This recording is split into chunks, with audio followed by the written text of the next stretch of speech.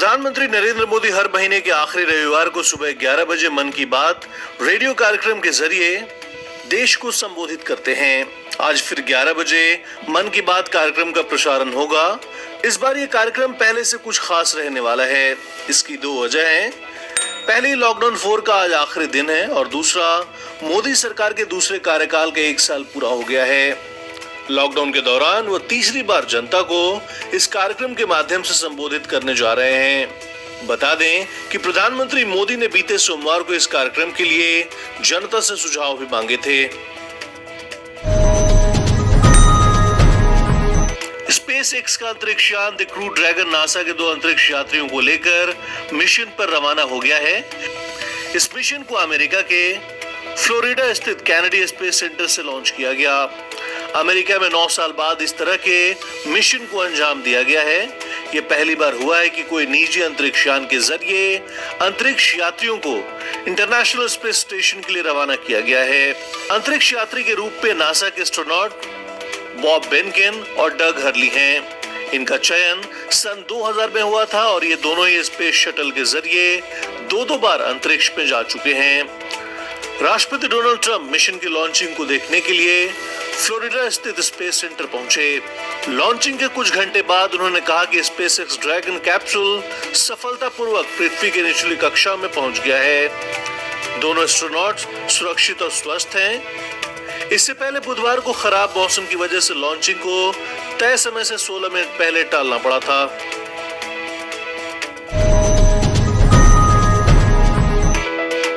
शनिवार को सरकार ने कंटेनमेंट जोन में 30 जून तक लॉकडाउन को बढ़ा दिया है। हालांकि लॉकडाउन 5 को सरकार ने अनलॉक 1 का नाम दिया है। 1 जून से 30 जून तक अनलॉक का पहला चरण रहेगा। आइए जानते हैं कि अनलॉक पार्ट 1 में क्या अनलॉक होगा और क्या लॉक रहेगा।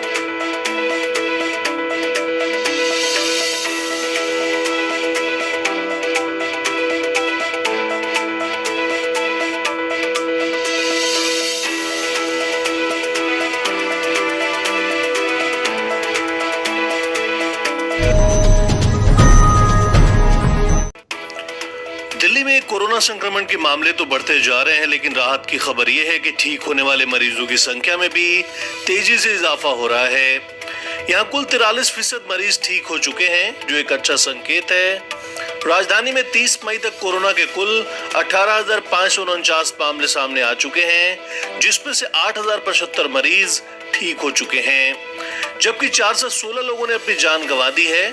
दिल्ली में फिलहाल संक्रमित मरीजों की संख्या 10,058 है, जिसमें से 5,139 मरीज होम आइसोलेशन में हैं। लॉकडाउन के पहले चरण के मुकाबले चौथे चरण में रिकवरी रेट में भारी इजाफा हुआ है।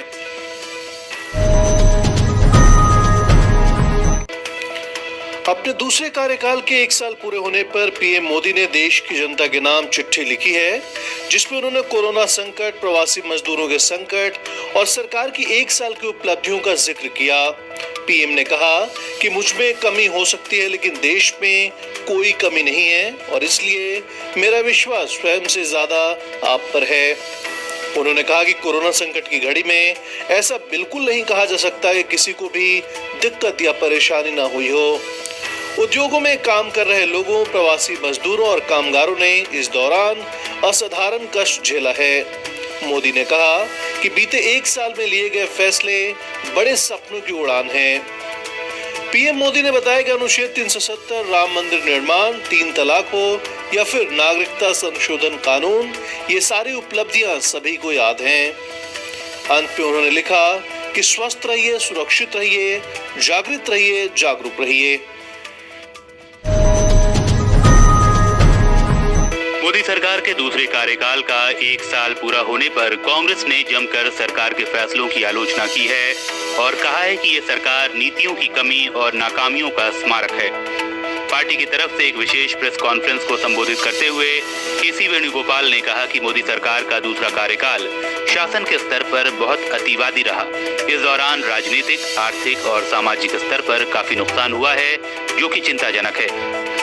वो बोले कि प्रधानमंत्री मोदी हर साल 2 करोड़ नौकरियां देने का दावा करके सत्ता में आए थे, लेकिन 2017-18 में बेरोजगारी दर बढ़कर 45 साल के उच्चतम स्तर पर पहुंच गई। इतना ही नहीं, उन्होंने कहा कि पीएम मोदी ने रुपए को डॉलर के बराबर लाने की बात कही थी, लेकिन आज रुपया मार्गदर्शक मंडल में है। कांग्रेस ने कोरोना से लड़ने के लिए घोषित किए सरकार के 20 लाख करोड़ के पैकेज को भी पूरा जुमला बताया।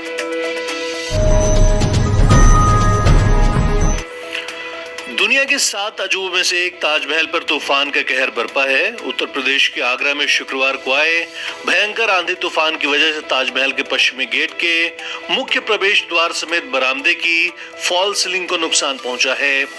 आर्कियोलॉजिकल सर्वे ऑफ इंडिया के मुताबिक हाल ही में कुछ मरम्मत की गई थी जो तूफान में गिर गई। इसे जल्दी ठीक कर दिया जाएगा। खबर है कि तूफान में ताजमहल के मुख्य स्मारक पर यमुना की ओर लगी लोहे की पाइप के गिरने से संगमरमर की रेलिंग टूट गई। पश्चिमी गेट के बरामदे में नुकसान पहुंचा है। सिकंदर मेमोरियल को भी नुकसान पहुंचा है। मुख्य स्मारक परिसर में लगे हुए कई पेड़ भी हवा से उखड़ गए।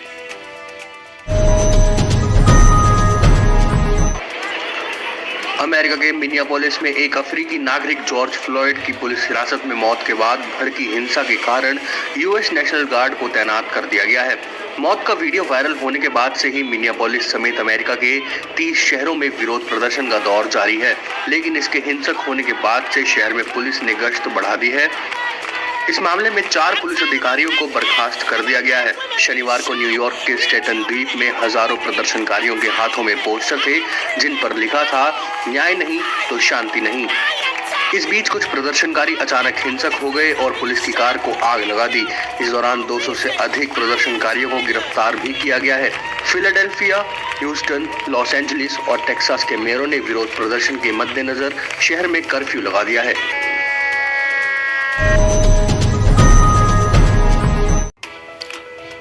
भारत समेत पूरी दुनिया में कोरोना वायरस के मामले बेहद तेजी से बढ़ रहे हैं। देश में कोरोना संक्रमितों का आंकड़ा 1,82,000 के पार पहुंच गया। स्वास्थ्य मंत्रालय के आंकड़ों के मुताबिक रविवार सुबह 8 बजे तक देश में कोरोना पॉजिटिव मामलों की कुल संख्या 1,82,143 हो गई है। इनमें से 89,995 एक्टिव केस हैं। हालांकि ठीक होने वालों का आंकड़ा बढ़कर 86,984 हो गया है, जबकि इस बीमारी के कारण 5,164 लोग अपनी जान गंवा चुके हैं।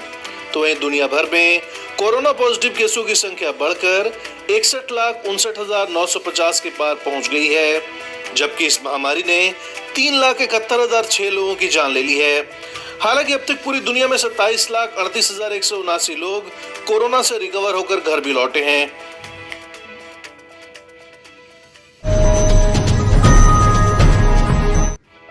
लॉकडाउन की वजह से दूसरे राज्यों में फंसे लोगों के लिए राहत भरी खबर है।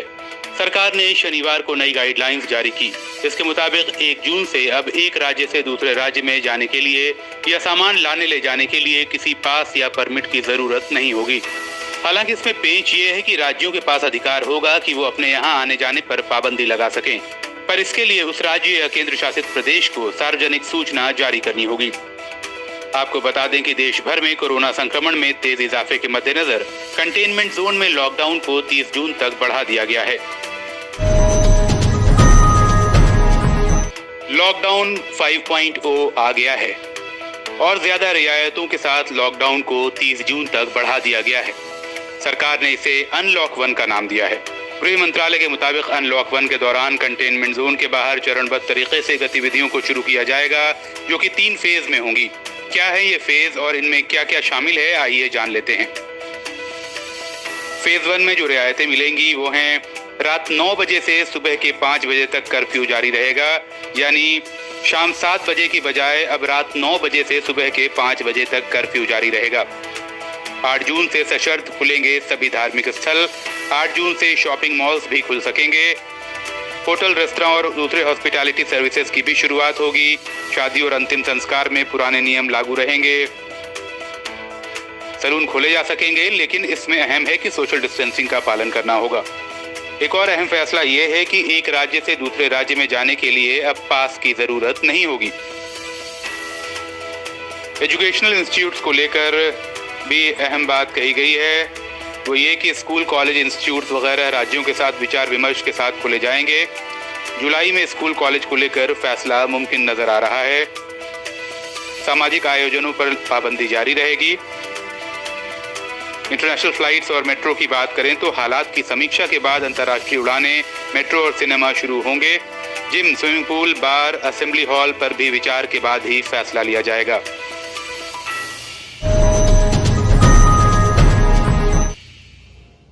नमस्कार, सलाम और जूले। मैं हूं सोनम वांगचुक, लद्दाख से।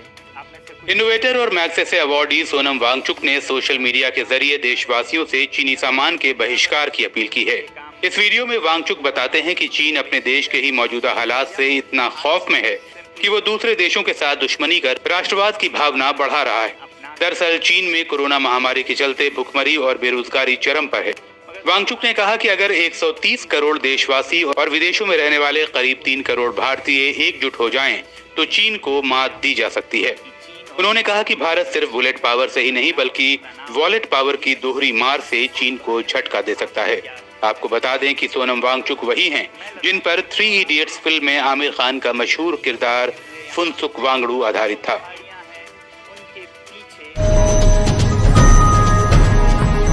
अब यूरोपीय यूनियन ने अमेरिकी राष्ट्रपति ट्रंप से अपील की है कि वो WHO से अपने सारे संबंध खत्म करने के फैसले पर एक बार फिर से विचार करें।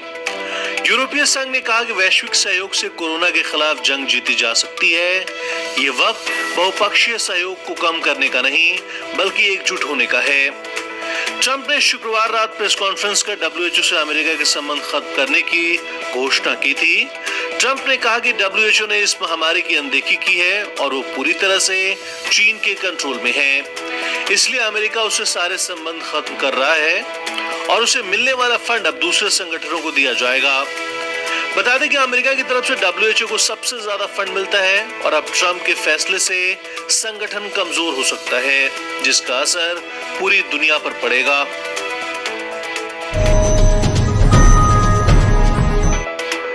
अमेरिकी राष्ट्रपति डोनाल्ड ट्रंप ने G7 की मीटिंग को टाल दिया है। ये मीटिंग जून के अंत में होने वाली थी, लेकिन अब सितंबर तक के लिए टल गई है। ट्रंप ने कहा कि वो इसलिए मीटिंग को टाल रहे हैं क्योंकि उनको लगता है कि जैसा दुनिया में चल रहा है उसके मुताबिक G7 उसका प्रतिनिधित्व नहीं कर पा रहा। इस मीटिंग में ट्रंप भारत, रूस, दक्षिण कोरिया और ऑस्ट्रेलिया को भी न्योता भेजने वाले हैं। व्हाइट हाउस की प्रवक्ता ने बताया कि अमेरिका अपने मित्रों को बुला रहा है, जिसके बाद भविष्य में चीन के साथ संबंधों पर चर्चा कर सकते हैं।